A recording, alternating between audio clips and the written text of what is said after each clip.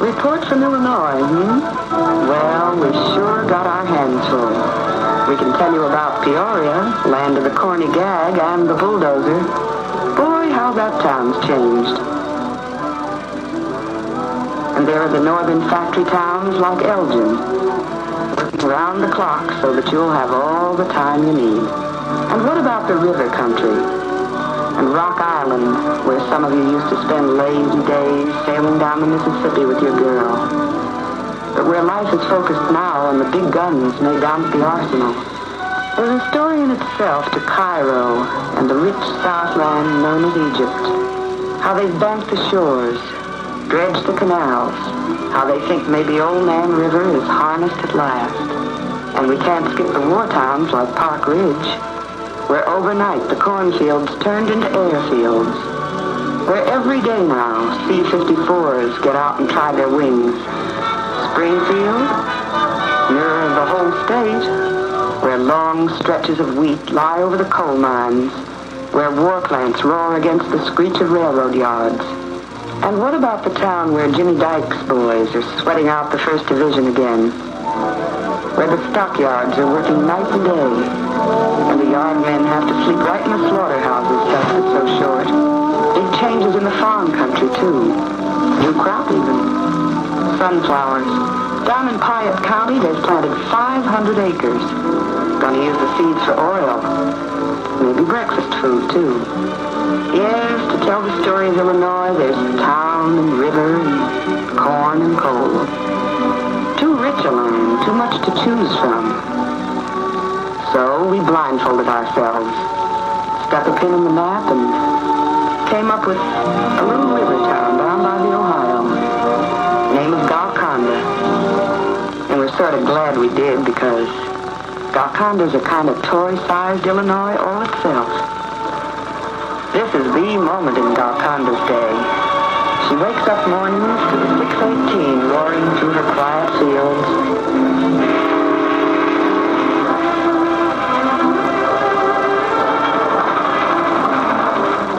The Illinois Central, carrying in boxcars of the world outside to Golconda folks on the land and in the town, but setting a pace too dizzy for Golconda, where life moves more like this.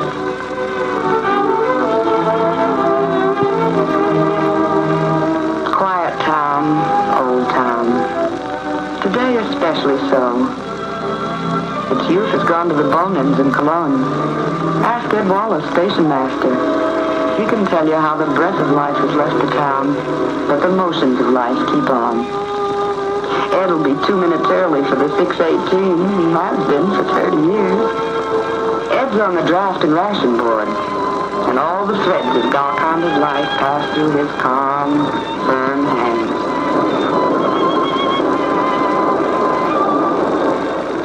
She's on time. Up goes the stop arm. There's Ed to greet the engineer. It's pretty big business here.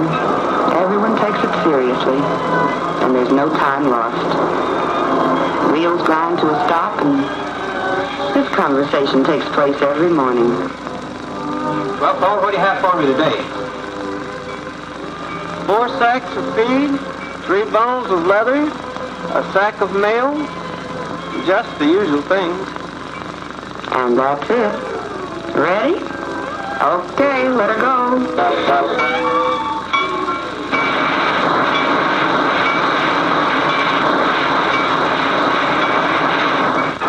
The daily needs and raw stuffs of Golconda's 1,300 lives fit comfortably on this small railway truck. Ed here knows just where Golconda stands in the scheme of things, and he's proud of it. Not a very big load today, but that's the way it goes. Take a little in and send a little out. First stop, email postmarked APO or FPO gets delivered to a father who has hardly time to read it before his shift comes on. One of Illinois' thousands of miners. His job is down under the land, slicing away at the black gold that stokes the Allied fight. You've read enough about coal. We have only this to add. This country mined more coal in 44 than in any other year. And this with 27,000 fewer workers than she had the year before. But Illinois lives on the land, too, on the rich black topsoil that yields wheat and rye and oats and corn like you'll find nowhere else in the world. Good land that nurtures Golconda's only blue bloods, the sleek cattle that give thick cream, sweet as a berry, and fresh, fragrant butter. Just the same chores, done the same way you farmers used to do them before you traded overalls for suntans and skivvies. Weighing, pouring, canning, and shipping to become the powdered milk you had at chow last night.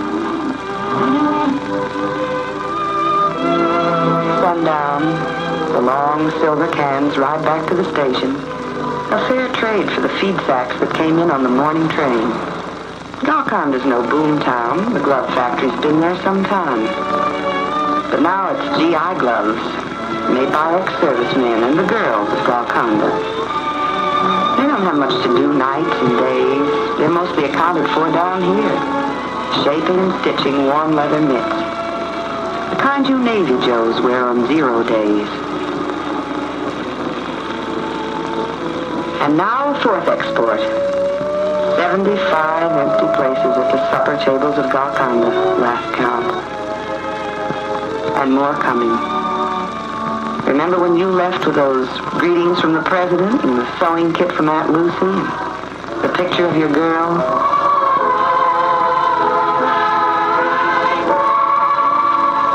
Bob, Ken, George, Walter, Ray, on their way to take their place beside you.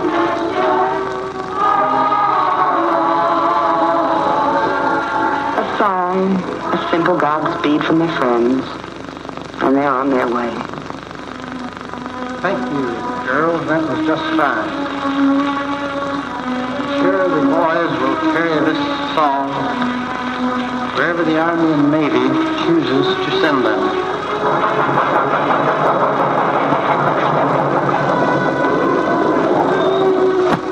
Back at the station, Ed details Golconda's day on a small slip of paper. A summing up that echoes what happens all over Illinois every day, in the small towns, the big towns, and Chicago. We'll have a car coal, 4 cans of cream, 2 dozen cartons of Navy gloves for you today, and I've got a